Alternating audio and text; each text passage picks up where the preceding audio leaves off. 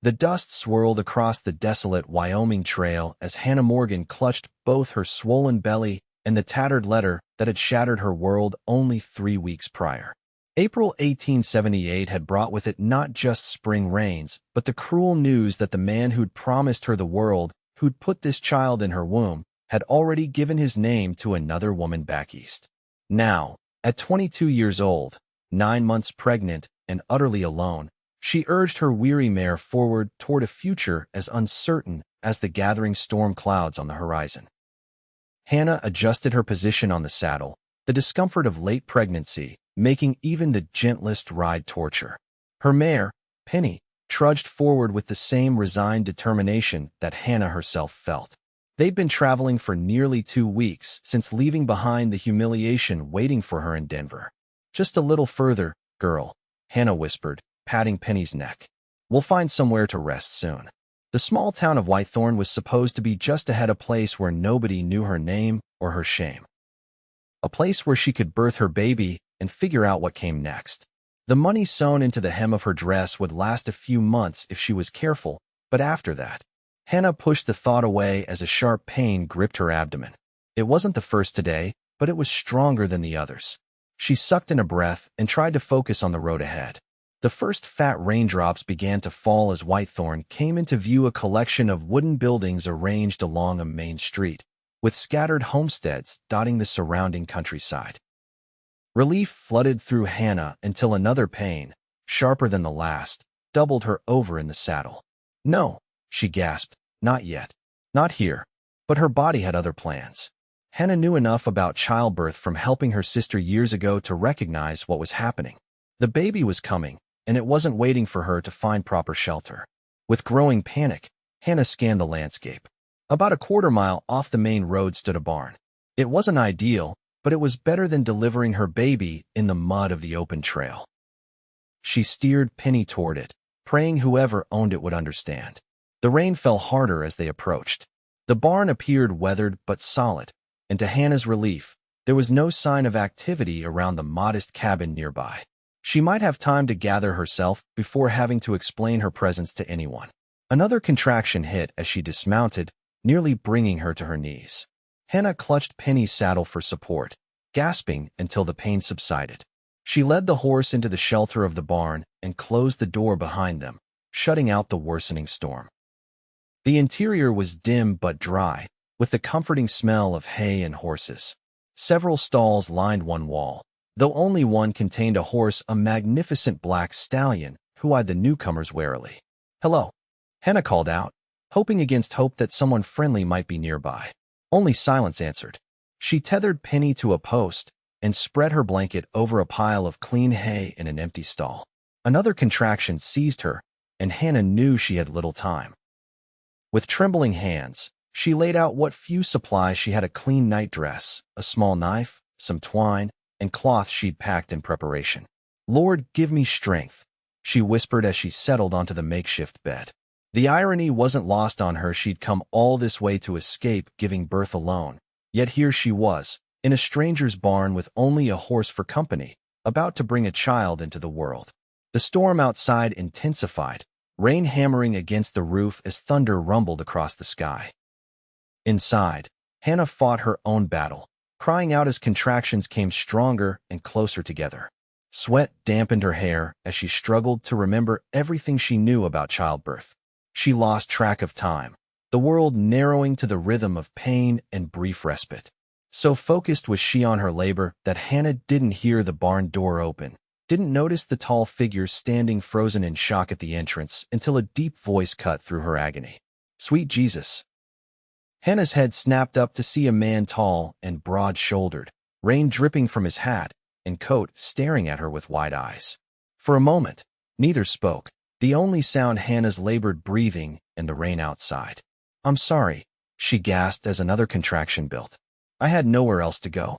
The baby, understanding, replaced shock on the stranger's face. He tossed his wet coat aside and moved toward her with purposeful strides. "How long have you been laboring?" he asked, rolling up his sleeves. "Hours," Hannah managed between clenched teeth. "It's coming soon." The man knelt beside her, his expression grim but determined. "My name's Quinn Foster." This is my barn, and you're lucky I came to check on the animals when I did. His blue eyes met hers. What's your name, madam? Hannah. Hannah Morgan. Another contraction hit, and she couldn't suppress a cry of pain. Quinn's face softened. Miss Morgan, I've helped birth more calves and foals than I can count, and I was there when my sister had her children. It's not proper, but I reckon that baby isn't concerned with propriety right now. Hannah would have laughed if she could. Propriety. As if that mattered now, when she was an unwed mother about to give birth in a stranger's barn. I need to see how close you are, Quinn said, his voice gentle but firm. May I? Hannah nodded, past caring about modesty. Quinn moved her skirts with clinical efficiency, checking her progress with surprising competence. The baby's coming now, he announced. With the next pain, you need to push. The next contraction built quickly, and Hannah bore down with all her might, grateful for Quinn's steady presence. His large hands supported her as he calmly gave instructions. Through a haze of pain, Hannah registered his quiet strength, the confidence in his voice helping to anchor her in the storm of childbirth. Again, he urged as another contraction seized her. You're doing fine, Miss Morgan. Just fine. Hannah pushed and strained, tears streaming down her face. Just when she thought she couldn't bear another moment, Quinn's voice changed. I can see the head. One more big push. Gathering her remaining strength, Hannah pushed with everything she had. There was a moment of searing pressure, then blessed relief as her baby slid into Quinn Foster's waiting hands.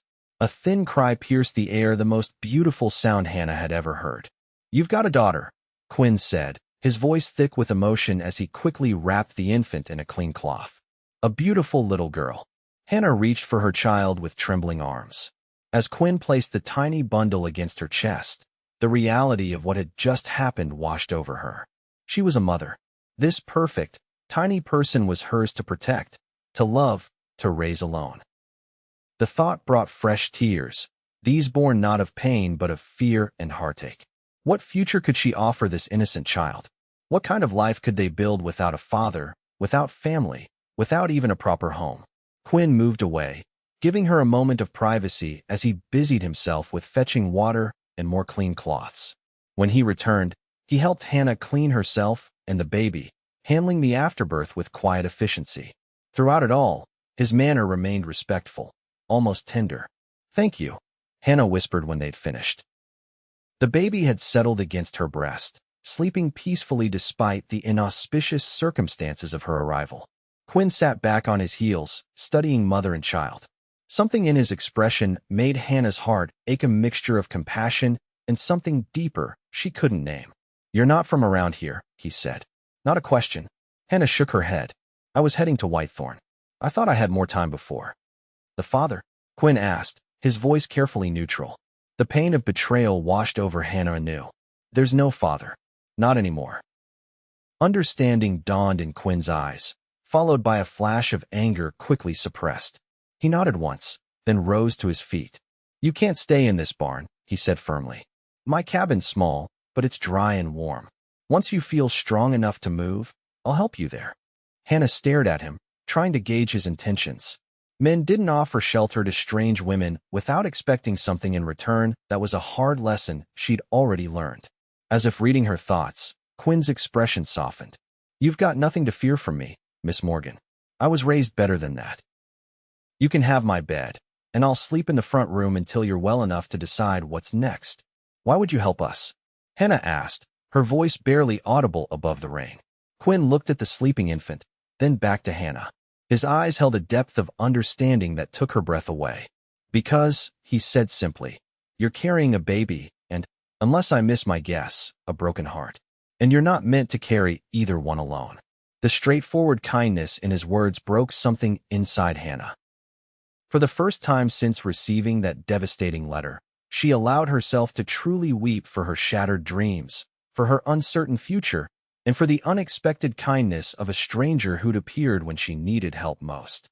Quinn didn't try to quiet her tears or offer empty platitudes. He simply stood guard, a solid presence in the storm, until Hannah's weeping subsided and exhaustion began to claim her. Rest a while, he said gently. You're safe here. As Hannah drifted toward sleep, her daughter cradled against her heart, She wondered hazily about the man who delivered her child. There was something in Quinn Foster's eyes that spoke of his own sorrows, his own battles. Perhaps, she thought as consciousness slipped away, they were two wounded souls who'd crossed paths by more than mere chance. Outside, the storm continued to rage, but inside the barn, a fragile peace had settled, and with it, the first tentative seed of something that might, in time, grow into healing for them both. Hannah awoke to the soft cries of her daughter. For a disorienting moment, she couldn't remember where she was. The straw beneath her, the smell of horses, the unfamiliar wooden beams above, then memory rushed back, along with soreness that reminded her of what her body had just accomplished. "There now, little one," she murmured, bringing the baby to her breast. The infant latched on instinctively, and Hannah felt a rush of love so powerful it brought tears to her eyes. "You need a name," she whispered, stroking the baby's downy head. "Something strong and beautiful like you." The barn door opened quietly, and Quinn appeared, carrying a steaming mug. He paused when he saw Hannah nursing, his expression briefly unguarded, revealing something like yearning before he carefully composed his features. "Pardon the intrusion," he said, his deep voice soft. "Thought you might want some broth." Hannah adjusted her shawl to provide more modesty, but nodded gratefully. "Thank you." Quinn set the mug within her reach and turned to tend to the horses, giving her privacy while staying close enough if needed.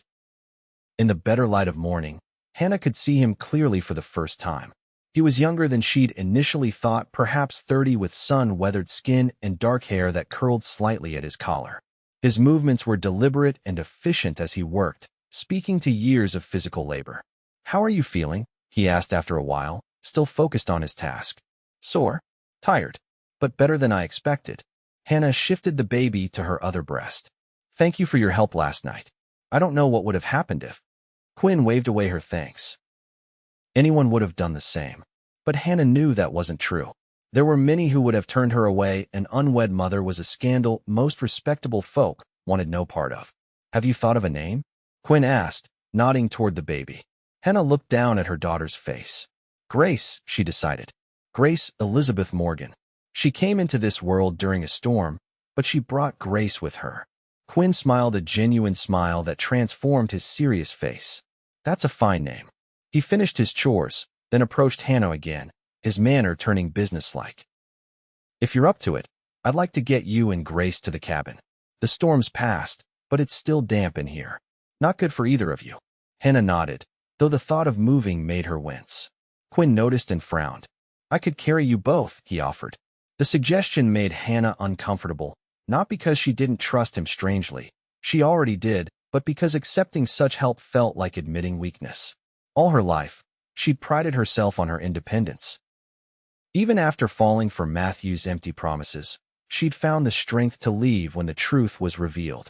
The thought of being carried like a child. Quinn seemed to understand her hesitation. "Or I could bring the wagon around. Might be more comfortable." Relief washed over Hannah. "Yes, please. If it's not too much trouble." "No trouble at all." While Quinn fetched the wagon, Hannah prepared herself and Grace as best she could. Her dress was stained and wrinkled beyond salvation, but she had a clean shawl to wrap the baby in. Her own appearance would have to wait. Quinn returned promptly, helping Hannah and Grace into the wagon with gentle hands that belied their strength. The ride to the cabin was mercifully short, just a few hundred yards across the property. Hannah got her first proper look at Quinn's home, a modest but well-maintained log cabin with smoke curling from the chimney and a small covered porch. Flower beds, now beginning to bloom with spring blossoms, lined the front of the house. "You have a lovely home," Hannah said, surprised by the touches that spoke of permanence and care. Quinn looked pleased at the compliment. "Been working on it for 5 years now. It's simple, but it suits me." He helped her down from the wagon and supported her as they walked inside. The cabin's interior was clean and orderly, if sparsely furnished. A main room with a stone fireplace, a small kitchen area, and 2 doors that presumably led to bedrooms. The furnishings were handcrafted but skillfully made, speaking to Quinn's capabilities as a woodworker. "My room's through there," Quinn said, indicating one of the doors. "The sheets are clean. I changed them this morning while you were sleeping." Hannah was touched by his thoughtfulness. "I can't take your bed. You can and you will," Quinn interrupted firmly. You just had a baby, Miss Morgan. You need proper rest. Too exhausted to argue further, Hannah allowed him to help her into the bedroom. It was a simple space, a bed with a patchwork quilt, a small dresser, a chair by the window. Quinn had clearly done his best to make it welcoming, with a pitcher of water on the nightstand and extra blankets folded at the foot of the bed. There's a basin if you want to wash up, he said, and I'll bring you something to eat soon. Is there anything else you need? Hannah settled onto the bed, cradling Grace against her chest. You've done more than enough already, Mr. Foster. Quinn lingered in the doorway, his expression unreadable. Rest now. We can talk about what comes next when you're stronger. After he left, Hannah looked around the room that had suddenly become her sanctuary. On the dresser sat a framed photograph, a woman with kind eyes, and a young boy she guessed was Quinn. His mother, perhaps? Next to it lay a Bible, well worn from frequent use. Who was this man who had opened his home to her without question? What sorrows had carved the lines around his eyes? Questions swirled in Hannah's mind, but exhaustion pulled her under before she could ponder them further. She woke hours later to find a tray of food beside the bed, a bowl of stew, still warm, bread, and a cup of tea. Grace slept peacefully in a makeshift cradle that hadn't been there before, a wooden drawer lined with soft blankets. Quinn must have fashioned it while she slept. This simple act of kindness brought fresh tears to Hannah's eyes. Since Matthew's betrayal, she'd steeled herself against the world, determined to rely on no one. Yet here was a stranger showing more consideration than the man who'd claimed to love her ever had. Hannah ate the stew slowly, savoring the rich flavor. It had been days since she'd had a proper meal, and her body desperately needed nourishment to recover and feed Grace. As she ate, she heard Quinn moving about the cabin, the sounds of ordinary life continuing beyond the bedroom door. When she finished eating, Hannah carefully rose and changed into the clean nightgown from her small travel bag. Every movement was a reminder of what her body had endured, but she managed to wash with the water in the basin, feeling somewhat human again afterward. A soft knock came at the door just as she settled back onto the bed. "Come in," she called. Quinn entered, carrying a cup of something steaming. "Willow bark tea," he explained. "My mother swore by it for pain after childbirth." Hannah accepted it gratefully. "Your mother sounds like a wise woman." A shadow crossed Quinn's face. She passed 5 years ago. That's when I came out here to build this place." "I'm sorry," Hannah said sincerely. "My own mother died when I was 16. It leaves a hole nothing can fill." Quinn nodded, a moment of understanding passing between them. "How's the little one doing?" Hannah glanced at Grace. "Sleeping like she didn't just turn my whole world upside down." She smiled despite herself. "She's perfect." Quinn's expression softened as he looked at the sleeping infant. "She is at that." Silence fell between them, not uncomfortable, but weighted with unasked questions. Finally, Quinn spoke again. "Miss Morgan, I don't mean to pry into your business, but I need to ask, is there someone looking for you? Someone who might be worried?" The question sent a chill through Hannah. "No," she answered truthfully. "There's no one." Quinn studied her face, seeming to weigh her words. "The baby's father doesn't know about her," Hannah finished. "And it's better that way." Something in her tone must have conveyed the depth of her hurt, because Quinn didn't press further. Instead, he said, "You're welcome to stay here until you're fully recovered. After that, well, we can figure something out. I won't impose on your kindness any longer than necessary," Hannah said firmly. "Once I'm able, I'll continue to Whitethorn as planned." Quinn leaned against the doorframe, his expression turning serious. "Whitethorn's a small town, Miss Morgan. People talk. A young woman with a baby, but no husband." He trailed off, but Hannah understood his meaning all too well. "I'm aware of the challenges," she said, lifting her chin. "But I have some savings, and I can work. I'm a good seamstress, and I can read and write better than most. I'll find a way." Quinn nodded, respect evident in his eyes. "I don't doubt your capabilities, Miss Morgan. I just want you to know you have options." With that cryptic statement, he bid her good night and left her to ponder his words. What options could he possibly mean? Hannah wondered as she drifted back to sleep, the willow bark tea easing her discomfort. Whatever tomorrow brought, at least for tonight, she and Grace were safe. The next few days established a tentative routine. Quinn went about his ranch work during the day while Hannah recovered her strength, caring for Grace, and gradually taking on small tasks around the cabin. She insisted on cooking when she felt able, finding that the familiar activity helped restore her sense of purpose. Quinn proved to be a respectful housemate, giving Hannah space while remaining attentive to her needs. He never entered the bedroom without knocking and always announced himself when returning to the cabin. His consideration went beyond mere politeness. He seemed genuinely concerned for her comfort and well-being. 4 days after Grace's birth, Hannah was sitting on the porch, enjoying the spring sunshine while the baby slept in her arms. She watched as Quinn worked in the corral, training a young horse with patient persistence. There was something captivating about the way he moved, confident but never harsh, firm but kind. When he finished, Quinn approached the porch, removing his hat and wiping his brow with his sleeve. "You're looking stronger today," he observed, taking a seat on the step below her. Hannah nodded. "I feel more like myself again. Thanks to your hospitality." Quinn waved away her thanks, as he always did. "How's Miss Grace today?"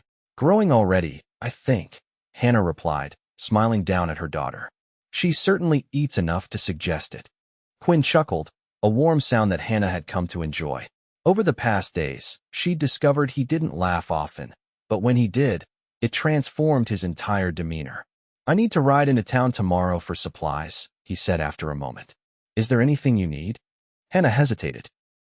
She needed many things for herself and Grace, but her pride rebelled at the thought of asking for more than she'd already received. Quinn seemed to read her thoughts. "Miss Morgan Hannah," he corrected himself, using her given name for the first time. "Let me be clear about something. Helping you and Grace isn't a burden. I have the means, and I'm offering freely." Hannah met his steady gaze. "Why? You don't know me. You owe me nothing." Quinn was quiet for a long moment, his eyes on the distant mountains. "5 years ago, I lost everything that mattered to me," he finally said, his voice low. "My fiancée, Helen, and our unborn child died of fever while I was away fighting in the Black Hills. By the time I returned," he swallowed hard, "there was nothing left for me except their graves." Hannah's heart constricted at the raw pain in his voice. "I'm so sorry, Quinn." He nodded once, acknowledging her sympathy. "I came out here to escape those memories, to build something new. But mostly, I've just been existing. Seeing you with Grace, watching you fight so hard for her future, it reminds me there's still good in this world worth protecting." His honesty left Hannah speechless. She understood now the shadows she sometimes glimpsed in his eyes, the careful way he held himself apart. "So please," Quinn continued, "let me help while you're here. Not out of pity, but because it gives me purpose too." How could she refuse such an honest request?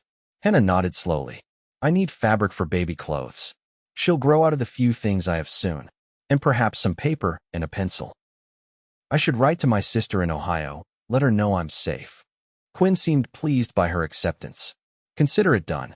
That evening, as they shared a simple supper, Hannah found herself studying Quinn when he wasn't looking. The strong line of his jaw, the careful way he held his cup, the gentle hands that had delivered her daughter. Despite his grief, there was a fundamental decency about him that Hannah found increasingly compelling. For the first time since discovering Matthew's betrayal, Hannah felt the faintest stirring of something she'd thought dead inside her: trust, perhaps. Or maybe something more dangerous. Quinn rode into Whitethorn the next morning, leaving Hannah to tend to the cabin and the animals nearby. She enjoyed the solitude, using the time to wash clothes and plan what she would write to her sister, Eliza. The truth would have to be edited. Eliza had warned her about Matthew, after all, but she needed her family to know she was safe, even if she wasn't ready to return to Ohio and face their pity. As midday approached, Hannah heard hoofbeats and went to the door, expecting to see Quinn returning. Instead, she found a woman dismounting from a chestnut mare, a tall, handsome woman in her 40s, dressed practically but well. "Hello there," the woman called, approaching the porch. "You must be the young lady Quinn mentioned." Hannah stepped outside, Grace cradled in one arm.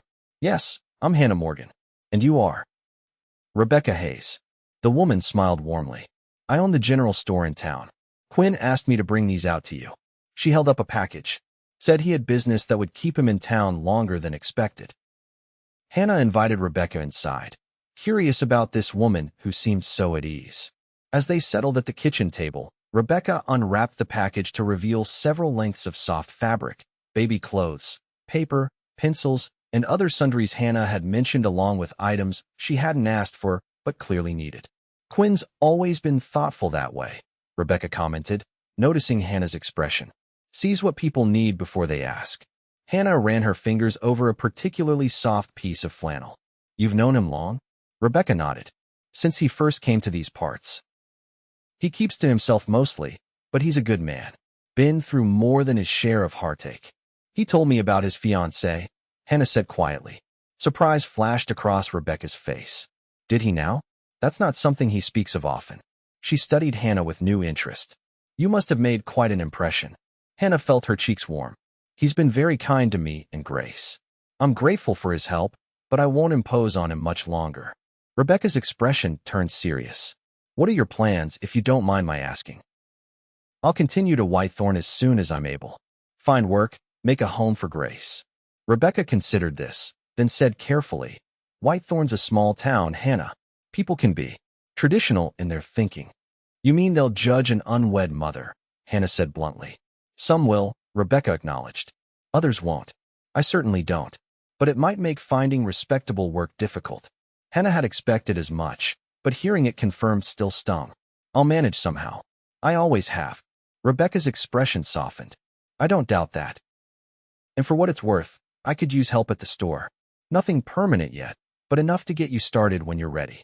Hannah stared at the older woman, surprised by the offer. You'd do that for a stranger? Quinn vouches for you. That's good enough for me. Rebecca smiled. Besides, I was in a similar position once, many years ago. Someone gave me a chance when I needed it most. I believe in passing that forward. This revelation cast Rebecca in a new light. Hannah studied her successful, respected, confident. If she had overcome similar challenges, perhaps Hannah could too. Thank you, she said sincerely. I'd be grateful for the opportunity. Rebecca stayed for tea, and Hannah found herself enjoying the woman's straightforward manner and practical advice. When Grace began to fuss, Rebecca held her with the ease of experience while Hannah prepared a bottle of the goat's milk Quinn had provided as supplement to her own feeding. You have a beautiful daughter, Rebecca commented, gently rocking Grace. She has your eyes. Hannah felt a rush of pride. She's the one good thing to come from all this. I can't regret anything that brought her to me. Rebecca nodded approvingly. That's the right way to see it. The past is written, but the future is yours to shape. She handed Grace back to Hannah. And speaking of the future, Quinn mentioned you might be staying on for a while. Just until I'm strong enough to manage on my own, Hannah clarified. Rebecca gave her a knowing look. Of course. Well, I should be getting back. The store won't run itself. At the door, she turned back. Quinn should be home before dark. Tell him I said he owes me a chess game soon. After Rebecca left, Hannah sat on the porch, contemplating their conversation. The offer of work was unexpected but welcome. Perhaps her luck was finally changing. Quinn returned as the sun was setting, his horse loaded with supplies. He seemed surprised to find Hannah waiting for him. Rebecca stopped by, she explained as he dismounted. She brought your packages and stayed for tea. Quinn looked momentarily concerned. I hope she didn't overwhelm you. Rebecca can be direct. Hannah smiled. I liked her. She offered me work at the store when I'm ready. Relief crossed Quinn's face. Good. Rebecca's fair and kind, despite her no-nonsense manner. He began unloading his saddlebags. She was widowed young herself, though in her case it was influenza that took her husband, not other circumstances. Hannah appreciated his delicate phrasing. She said she was once in a position similar to mine. Quinn nodded. She raised her son alone. He's back east now, studying to be a doctor. Pride for his friend was evident in his voice. As they carried the supplies inside, Quinn seemed unusually quiet. Hannah wondered if something had happened in town to disturb him. Is everything all right? She asked as they put away the provisions. Quinn hesitated, then sighed. Town's full of talk about the new schoolteacher arriving next month. Made me think. About how fast time passes. He glanced at Grace, sleeping in her makeshift cradle. Before you know it, she'll be school age. The implication was clear. Hannah needed to consider Grace's future, not just immediate survival. It was something she'd been avoiding thinking about too deeply. I know, she said softly. Every child deserves a proper home, an education, a chance at a better life. Quinn nodded, his expression thoughtful. Hannah, there's something I've been wanting to discuss with you. His serious tone made her nervous. Yes, I've been thinking about your situation, yours and Grace's. And I have a proposition for you. He gestured to the chairs by the fireplace. Perhaps we should sit. Hannah's heart raced as she took a seat. What sort of proposition could he possibly have? She'd encountered enough propositions from men to be wary, though nothing in Quinn's behavior thus far suggested dishonorable intentions. Quinn sat across from her, his posture stiff with what seemed like nervousness. I want to be clear that what I'm about to suggest comes with no obligation. You're free to refuse, and my help will continue regardless. Hannah nodded cautiously. My ranch is doing well, but it's a lot for one man to manage. I've been thinking of hiring help for some time now, but good workers are hard to find. He paused, gathering his thoughts. What if you stayed on here? Not in town, but here on the ranch. Hannah blinked in surprise. As your housekeeper, you mean? As a partner, Quinn clarified. You'd have the cabin I've been building on the north side of the property. It's almost finished. You'd help with the books, the garden, whatever aspects of ranch life suit your skills. In return, you'd have a home for you and Grace, a share in the profits, and my protection, should you need it. Hannah was speechless. The offer was generous beyond anything she'd expected, but also perplexing. Why would you do this? Quinn's eyes held her steadily. Because I need help, and you need security. Because Grace deserves a safe place to grow up. And because... He hesitated, then continued more quietly. Because this place has been too empty for too long. Hannah understood then that he wasn't offering charity, he was offering a chance for both of them to fill the emptiness in their lives. Not marriage, not romance, but a partnership built on mutual need and respect. I don't know the first thing about ranching, she admitted.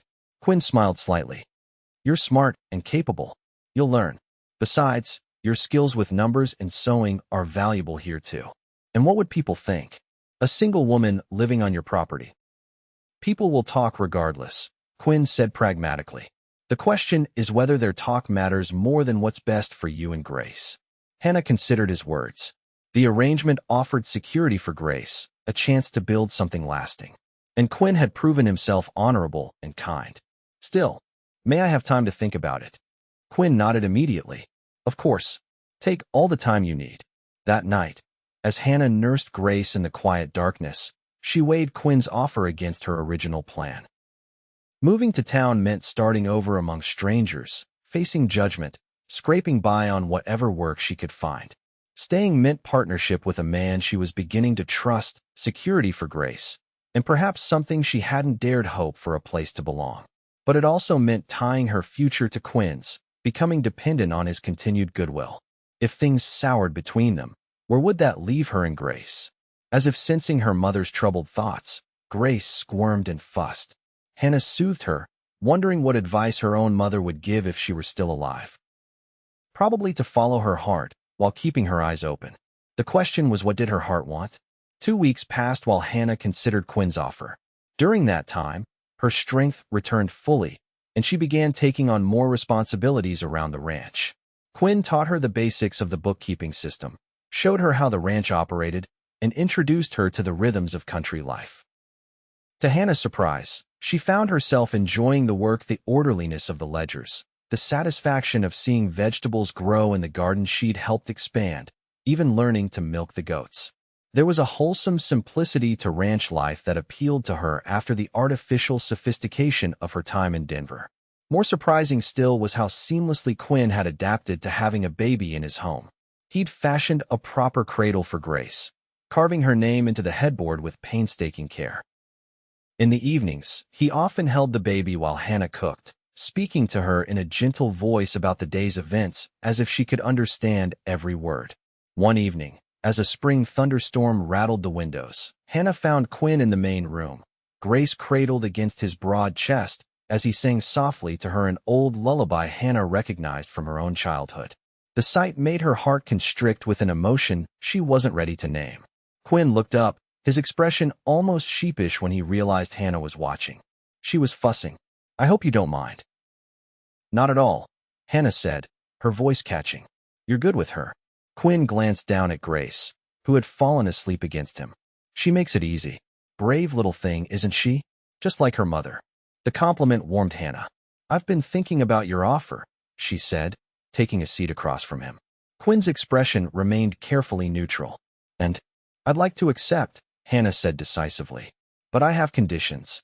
A hint of amusement crossed Quinn's face. I'd expect nothing less. Let's hear them.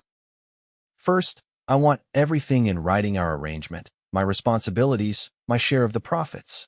Second, the cabin will be deed registered in my name, so Grace and I always have security. Third, we each maintain our independence. This is a business arrangement, not. She trailed off, unsure how to finish without sounding presumptuous. Not a marriage, Quinn supplied, his tone unreadable. I understand and agree to all terms. Anything else? Hannah thought for a moment. Just one more thing. Complete honesty between us, always. No secrets, no lies, no matter how difficult the truth might be. Quinn considered this final condition, his expression solemn. That's perhaps the most important one. You have my word. He shifted Grace gently in his arms. May I add a condition of my own? Hannah nodded, curious. That you'll allow me to be part of Grace's life, not as a father. I understand that's not my place, but as someone who cares for her well-being. Someone she can count on. The request touched Hannah deeply. In the short time since Grace's birth, Quinn had shown more genuine concern for her daughter than Matthew ever had, and Grace wasn't even his child. I would be honored for you to be part of her life, Hannah said sincerely. Quinn's smile was like sunrise breaking over the mountains, rare and breathtaking. Then we have an agreement, Miss Morgan. I think, given our new arrangement, you should call me Hannah. Hannah, he repeated, the name sounding different in his deep voice. And I'm Quinn to you always. The storm outside intensified, but inside the cabin, a different kind of electricity charged the air between them. For the first time since arriving at Quinn's door, Hannah felt something beyond gratitude for his kindness, a flutter of awareness that both thrilled and terrified her. As if sensing the shift, Quinn carefully rose and transferred the sleeping Grace to her arms. It's getting late. I'll draw up the papers tomorrow, and we can ride into town to have them properly witnessed. Hannah nodded, cradling her daughter close. Good night, Quinn. Good night, Hannah. He hesitated, then added softly, I think you've made the right choice. For both of you. As Hannah carried Grace to bed, she found herself hoping he was right. She'd trusted a man once before, with devastating consequences. But Quinn Foster wasn't Matthew Harrington. Everything about him, from his quiet strength to his gentle hands, spoke of a man who understood the value of commitment, who meant what he said. Perhaps, just perhaps, this time her trust wouldn't be misplaced. The following weeks brought significant changes to the ranch. True to his word, Quinn had their agreement legally documented and registered, ensuring Hannah's security. Work began in earnest on finishing the cabin that would become Hannah and Grace's home, with Quinn spending every spare moment on the project. Spring blossomed into early summer, and with it came new rhythms of life. Hannah's days filled with a satisfying mix of work and caring for Grace, who grew stronger and more alert each day. Quinn taught Hannah about ranch operations, while she reorganized his chaotic bookkeeping system and established a proper garden that promised to reduce their dependence on store-bought provisions. In town, their arrangement raised eyebrows, as expected. Some disapproved openly, while others, like Rebecca, defended Hannah fiercely. Quinn seemed unbothered by the gossip, treating Hannah with the same respectful courtesy in public as he did in private. As June arrived, bringing longer days and warmer weather, Hannah found herself settling into her new life with unexpected contentment. The cabin on the north side of the property was nearly complete, a charming two-bedroom structure with a stone fireplace and large windows that captured the mountain views. Quinn had built it with careful attention to detail, from the smooth wooden floors to the shelves lining the walls, waiting for Hannah's belongings to fill them. It's beautiful, Hannah told him as they stood in the main room, surveying the nearly finished space. Grace was strapped to Hannah's chest in a carrying sling Quinn had fashioned from soft leather. You've thought of everything. Quinn looked pleased by her approval. Not quite everything. I thought you might want to choose the curtains and such yourself. Make it truly yours. The consideration behind his words touched Hannah. Matthew had never cared about her preferences, making decisions without consulting her and expecting gratitude regardless. Quinn's approach, treating her as a partner whose opinions mattered, was refreshingly different. "I'd like that," she said, envisioning the simple curtains she could sew from the fabric Rebecca had helped her select. "Perhaps blue for the main room? It would complement the pine walls." Quinn nodded approvingly. "Blue it is." He hesitated, then added, "There's something else I wanted to discuss with you." Hannah turned to him, curious. "Yes.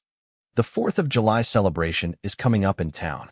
There's usually a picnic, dancing, fireworks later. I thought, that is, if you're interested, we could attend. Together." He rushed on before she could respond. "Grace would enjoy the music, I think. And it might be good for you to meet more of the townspeople under pleasant circumstances." Hannah considered the invitation. She'd ventured into Whitethorn only twice since Grace's birth, and both visits had been brief, practical affairs. The idea of a social occasion was both appealing and intimidating. "People will talk," she said, voicing her primary concern. Quinn shrugged. "People are already talking. Might as well give them something worth talking about." His casual response surprised a laugh from Hannah. "Quinn Foster, I believe there's a rebellious streak beneath that serious exterior." A hint of mischief glinted in his eyes. "Perhaps. Is that a yes?" Hannah looked down at Grace, then back at Quinn. His expression held hope, but no pressure. Always, he left the choice to her. "Yes," she decided. "I think we'd enjoy that." The smile that broke across Quinn's face was worth any discomfort the outing might bring. It struck Hannah then how rarely he truly smiled, and how much she'd come to value those moments when he did. As they walked back to the main house, Quinn pointed out a family of deer grazing at the edge of the pasture. The sight of the mother deer with her fawn reminded Hannah of her own situation, the fierce protectiveness she felt for Grace, the constant awareness of danger that might threaten her child. "You're safe here," Quinn said quietly, as if reading her thoughts. "Both of you." Hannah glanced at him, struck by his perception. "How did you know what I was thinking?" Quinn's gaze remained on the distant deer. "I recognize the look. It's the same one my mother wore after my father died. Like you're carrying the weight of the world alone." He turned to her then, his eyes serious. "But you're not alone anymore, Hannah. Not if you don't want to be." The words hung between them, laden with meaning beyond their simple arrangement. Hannah felt her heart quicken, unsure how to respond. Before she could find the words, Grace let out a hungry cry, breaking the moment. "Someone's ready for her supper," Quinn observed, his tone lightening. "I'll start on ours while you tend to her." Hannah was both relieved and disappointed by the return to normalcy. As she settled on the porch to nurse Grace, she watched Quinn move about the kitchen through the window, his movements efficient and sure. In less than 2 months, he'd become an essential part of her world, a friend, a partner, a source of strength she hadn't known she needed. And if sometimes she found herself watching him when he wasn't aware, noticing the breadth of his shoulders or the gentle way his hands cradled Grace, well, that was her secret to keep. The 4th of July dawned clear and hot, promising perfect weather for the town celebration. Hannah rose early, nervous energy propelling her through her morning chores. Today would be her first real social outing since Grace's birth, her first public appearance alongside Quinn that wasn't strictly business. She'd spent evenings the previous week sewing a new dress for the occasion, a modest but flattering creation in cornflower blue that complemented her eyes and honey brown hair. For Grace, she'd fashioned a white dress with tiny embroidered roses along the hem, a small matching bonnet protecting the baby's fair skin from the sun. Quinn had ridden to a neighboring ranch that morning to help with a difficult calving, promising to return by midday. Hannah used the time alone to bathe and dress with particular care, pinning her hair in a style more elaborate than her usual practical braid. When Quinn returned, Hannah was waiting on the porch with Grace, the picnic basket she'd prepared at their feet. Quinn reined his horse to a stop, and for a moment, he simply stared at her, an expression in his eyes that made Hannah's cheeks warm. "You look beautiful," he said finally, dismounting. Hannah smoothed her skirt self-consciously. "Thank you. The fabric is from that bolt Rebecca gave me last month." Quinn's gaze remained appreciative. "You've worked wonders with it." He disappeared into the house to clean up and change, emerging a short time later in what Hannah recognized as his best clothes: dark trousers, a crisp white shirt, and a vest that emphasized his broad shoulders. He'd trimmed his beard and slicked back his hair, the effort he'd taken for the occasion evident. You clean up nicely, Mr. Foster, Hannah said, attempting to keep her tone light despite the flutter in her stomach. Quinn's smile held a hint of shyness that endeared him to her further. Ready for your first Whitethorn celebration? They rode into town in Quinn's wagon, Grace secure in a small cushioned box Quinn had built specifically for such journeys.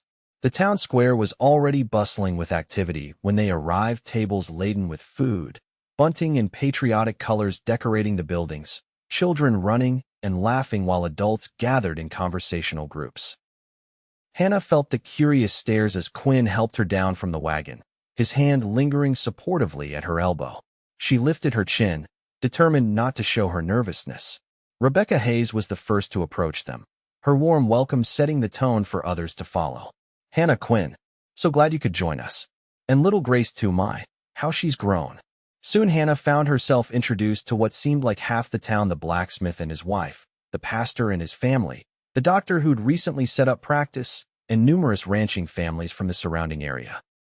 Some were openly curious, others more reserved, but none were outright hostile, which Hannah counted as a victory. Quinn remained close throughout these introductions, his steady presence reassuring. When Grace became fussy, he seamlessly took the baby, allowing Hannah to fill a plate with food from the communal tables.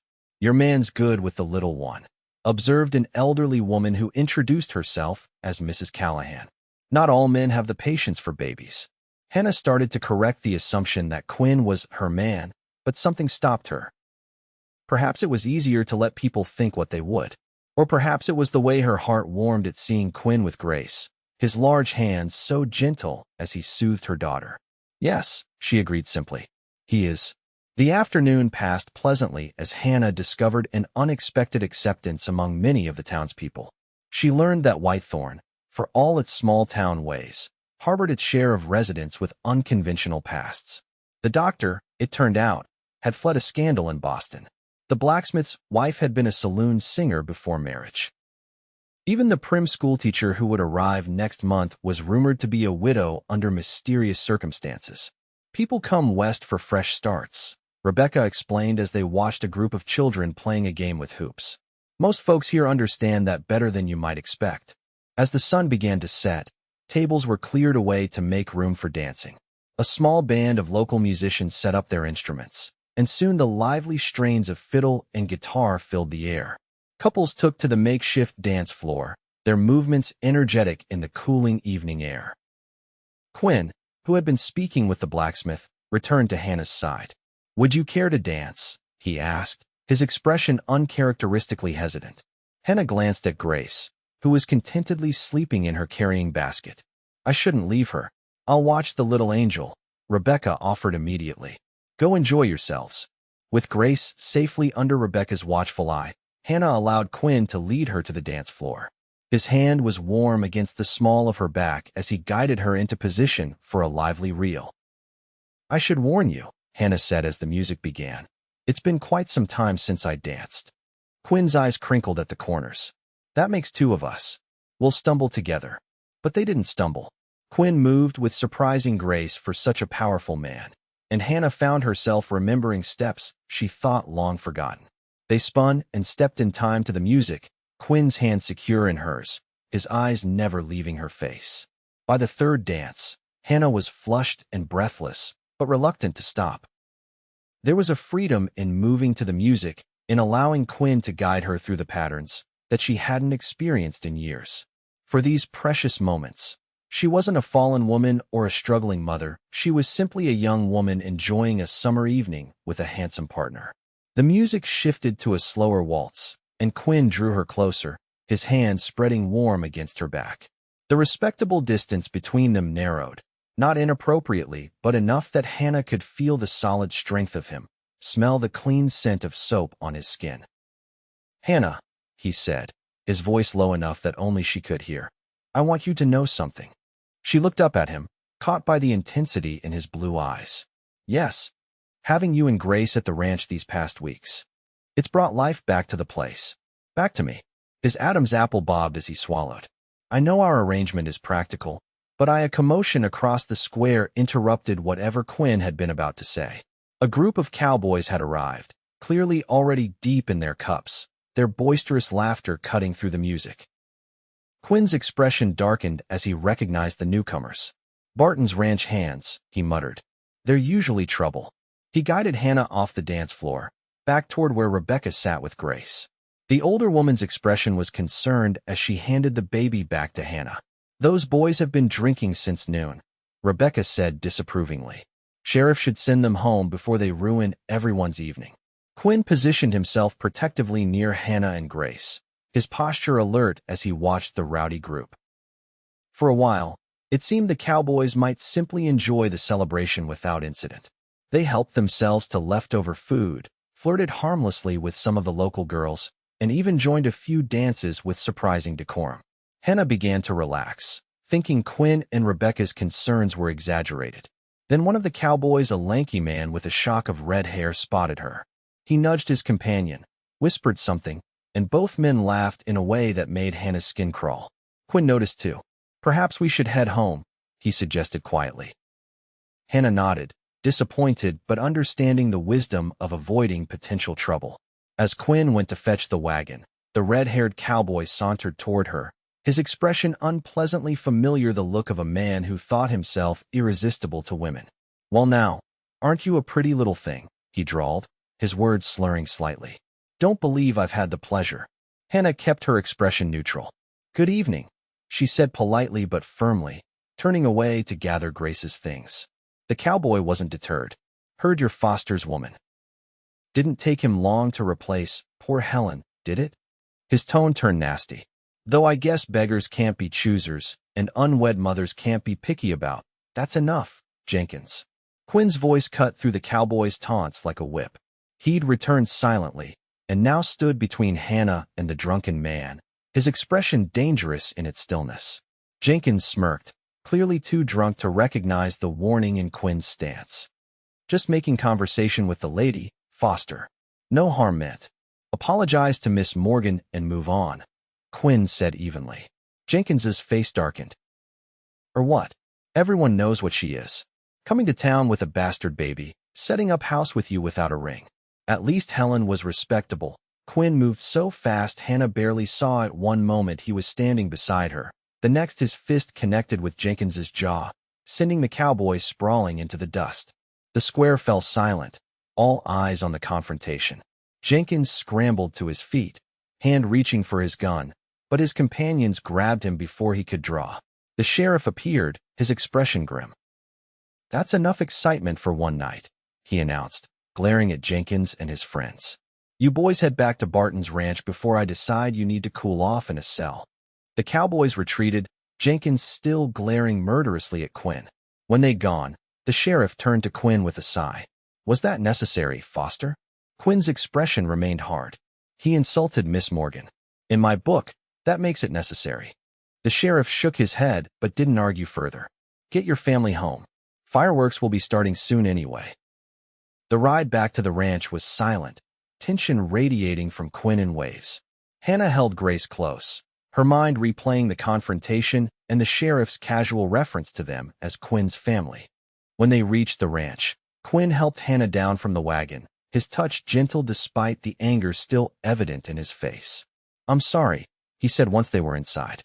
"I shouldn't have lost my temper." Hannah placed the sleeping Grace in her cradle before turning to face Quinn. In the lamplight, she could see his knuckles were raw and beginning to bruise. "You were defending my honor," she said softly. "No one's done that before." Quinn looked away, his jaw tight. What Jenkins said about Helen, using her memory that way. Hannah understood then that his anger wasn't solely on her behalf. "You loved her very much." It wasn't a question, but Quinn nodded anyway. "I did. And I failed her." "How could you have failed her? You weren't even there when she fell ill." "Exactly." The word held years of self-recrimination. "I wasn't there. She needed me, and I was hundreds of miles away, fighting someone else's war." Hannah moved closer, unable to bear the pain in his voice. "Quinn, you couldn't have known. And from everything you've told me about Helen, she wouldn't want you punishing yourself this way."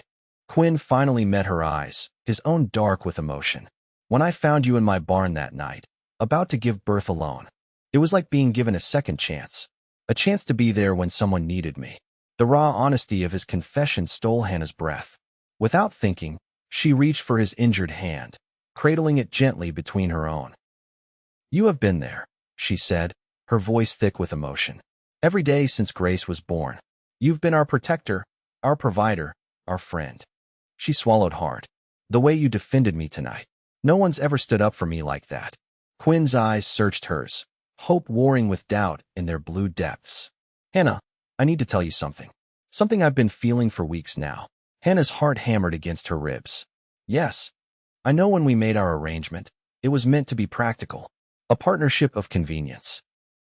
His good hand came up to gently touch her cheek. "But what I feel for you and Grace isn't just practical anymore. It hasn't been for some time." Hannah stood very still, afraid to break the moment with even a breath. "What are you saying, Quinn?" "I'm saying that I care for you deeply. More than I thought possible after Helen." His voice was rough with emotion.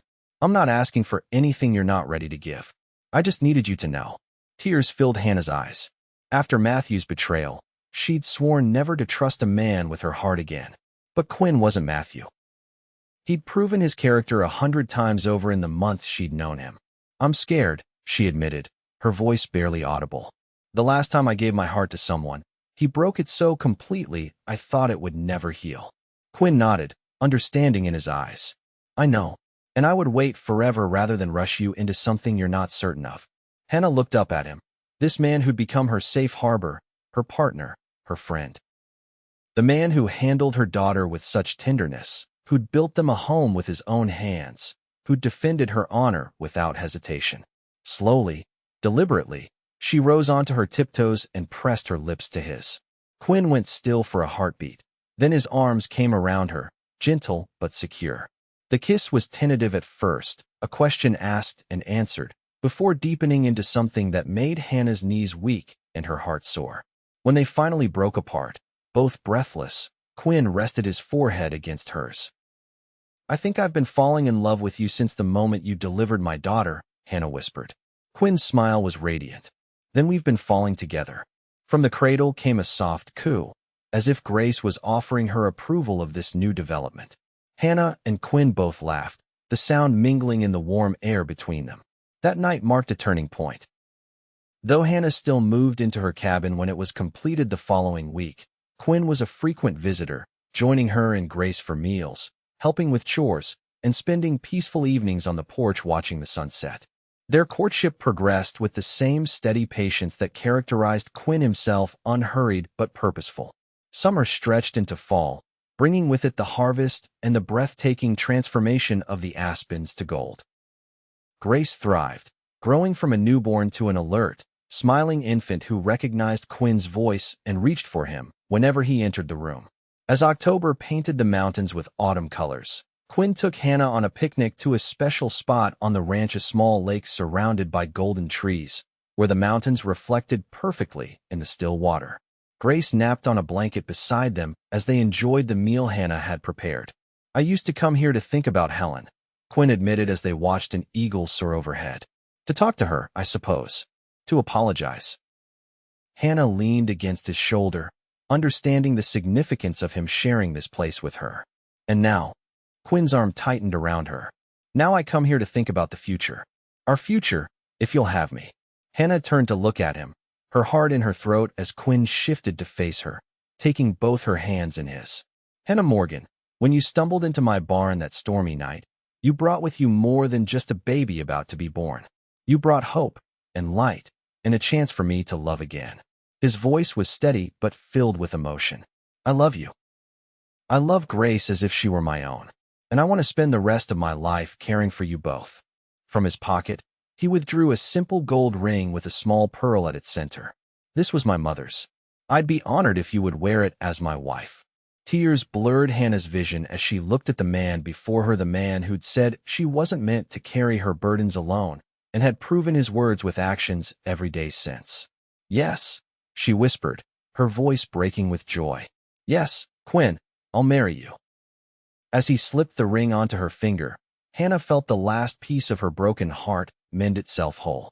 When Quinn gathered her into his arms, his kiss was a promise of all the years to come, years they would face together, no longer alone.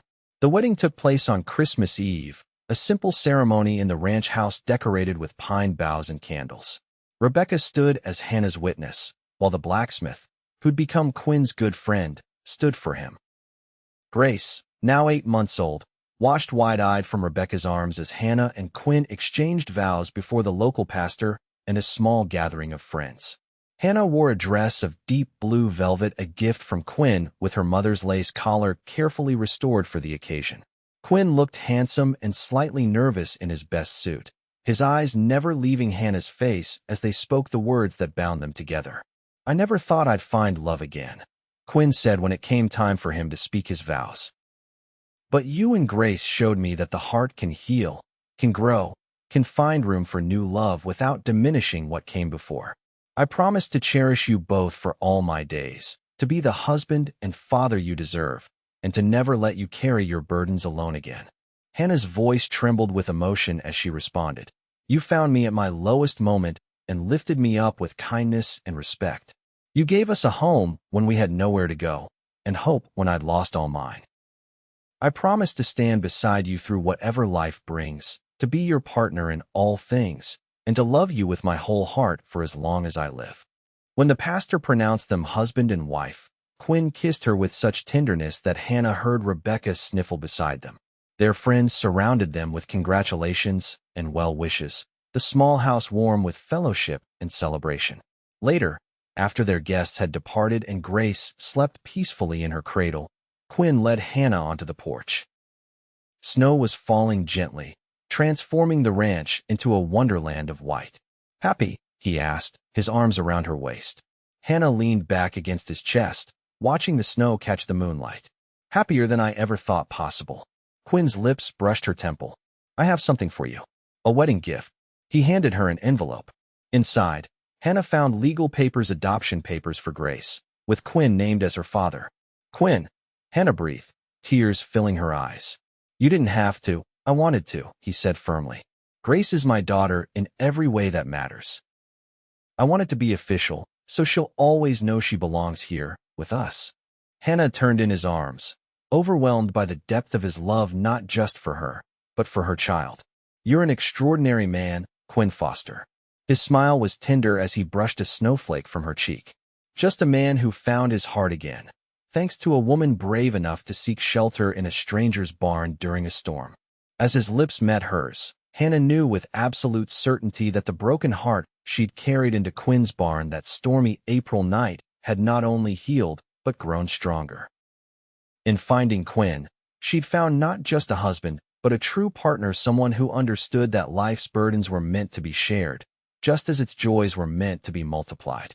And as the snow continued to fall around their home, Hannah silently thanked whatever twist of fate had led her to this man, this place, this moment of perfect happiness. 5 years later, the Foster Ranch had grown and prospered. The main house had been expanded to accommodate their growing family. Grace, now a spirited 5-year-old with her mother's honey brown hair and her adoptive father's blue eyes, had been joined by 3-year-old twins James and Joseph, who had their father's build and their mother's determination. Hannah stood on the porch, watching as Quinn taught Grace to ride her pony in the corral. The little girl sat proudly in the saddle, following her father's instructions with serious concentration, while the twins cheered from where they played nearby under the watchful eye of Mrs. Parker, the widow from town who helped Hannah with the children. Life had settled into a rhythm of work and joy that Hannah cherished. The ranch had become known for its quality horses, which Quinn bred and trained with the same patience he showed his children. Hannah managed the business side of their operation, her neat ledgers and correspondence helping to expand their reputation beyond Whitethorn. In town, Hannah was now respected as Mrs. Foster, her past long forgotten as she took her place among the community.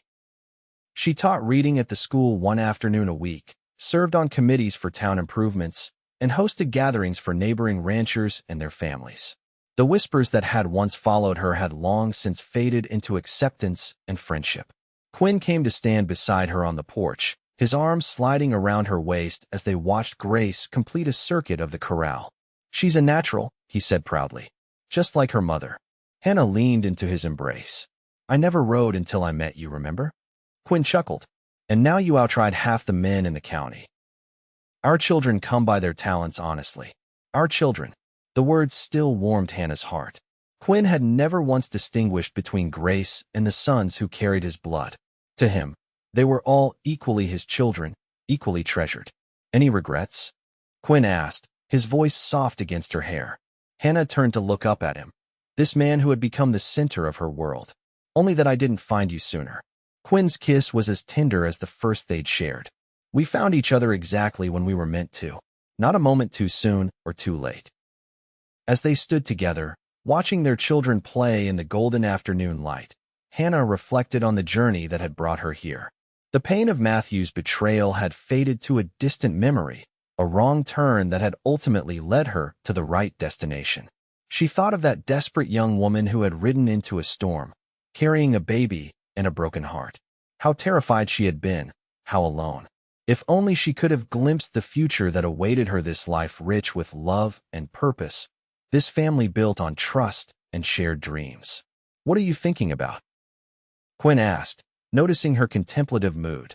Hannah smiled up at him, her heart full to overflowing. I was thinking about what you said to me that first night in the barn, about not being meant to carry my burdens alone. Quinn's expression softened with memory. Best words I ever spoke, since they kept you here. They did more than that, Hannah said, taking his hand and placing it over her heart. They healed something in me I thought was broken beyond repair. They gave me permission to trust again, to hope again. Quinn gathered her close, his strength as reassuring now as it had been that stormy night. And you gave me back a future I thought was lost forever. From the corral came Grace's delighted laughter as she mastered a new skill, while from the yard the twins' cheerful voices rose in some game of their own invention. The sounds of their family, their legacy built from love and second chances. Hannah had once believed her heart was irreparably shattered. Now she knew better. Hearts could break, yes, but in the right hands, with patience and care, they could be mended stronger than before. Like the golden light that gilded the mountains around their home, that healing came gradually, inevitably, turning what once was darkness into something beautiful. And she would never have to carry that knowledge or anything else alone again.